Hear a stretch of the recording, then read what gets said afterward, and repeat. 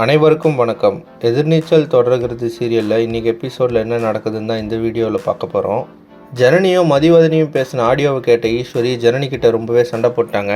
அதுக்கப்புறமா ஜனனி மதிவதனி கால் பண்ணி நம்ம காரில் பேசினது ஆடியோவாக இந்த வீட்டில் வந்துருச்சு, யாரோ அதை ரெக்கார்ட் பண்ணி எடிட் பண்ணி இங்கே அமுச்சிருக்கிறாங்க அப்படின்னு சொல்கிறாங்க.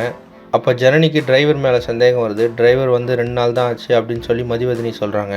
அதனால் மதிவதனி டிரைவர் அங்கேயே வேலையை விட்டு போக சொல்லிட்டு மதிவதனி அந்த கார் எடுத்துகிட்டு கிளம்புறாங்க. அப்போ ஜனனி சொல்கிறாங்க, காரில் ஏதாவது மைக் இருக்கா அப்படின்னு சொல்லி செக் பண்ண சொல்கிறாங்க. ஆனால் காரில் எந்த மைக்குமே இல்லை. டிரைவர் அவர் ரெக்கார்ட் பண்ண வச்சிருந்த மைக்கை அவர் பேக்கெட்டில் வச்சு எடுத்துகிட்டு போயிட்டார். இதனால் ஜனனிக்கும் மதிவதனிக்கும் எந்த ஆதாரமும் கிடைக்கல. அதுக்கப்புறமா மதிவதனி ஜனனிக்கு சாப்பாடு கொடுத்து விட்டுருந்தாங்க. ஆனால் ஜனனி அதெல்லாம் வேண்டாம் அப்படின்னு சொல்லிட்டு அமுச்சு விட்டாங்க. அதுக்கப்புறம் பார்த்திங்கன்னா ரேணுகா நந்தினிலாம் ஜனனிக்கு சாப்பாடு எடுத்துகிட்டு போகிறாங்க. அப்போ விசாலாட்சியும் ஈஸ்வரியும் போய் ஜனனிக்கிட்ட பேசுகிறாங்க.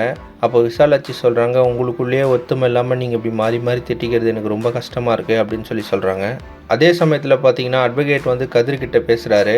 அப்போ அட்வொகேட் சொல்கிறாரு, ஜனனி கோர்ட்டு பக்கமே எட்டி பார்க்காத அளவுக்கு ஏதாவது நடந்தால் ரொம்பவே நல்லாயிருக்கும் அப்படின்னு சொல்கிறாரு.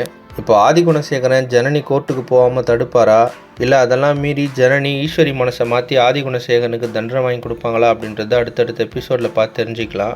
இந்த மாதிரி எதிர்நீச்சல் தொடர்கிறது சீரியல் அப்டேட்ஸ்க்கு நம்ம சேனலை சப்ஸ்கிரைப் பண்ணுங்கள், ஃப்ரெண்ட்ஸ் அண்ட் ஃபேமிலிக்கு ஷேர் பண்ணுங்கள். நன்றி.